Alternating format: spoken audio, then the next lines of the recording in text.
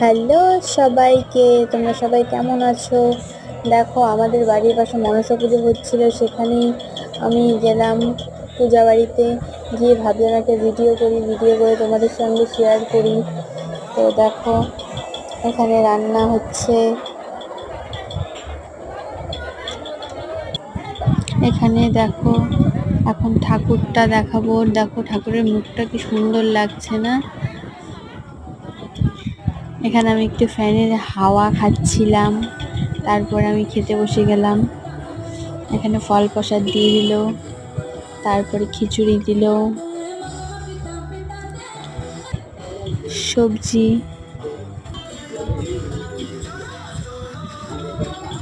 পাঁপড় ভাজা। এখন আমি খাবো, খেয়ে তোমাদের সাথে আবার কথা বলবো।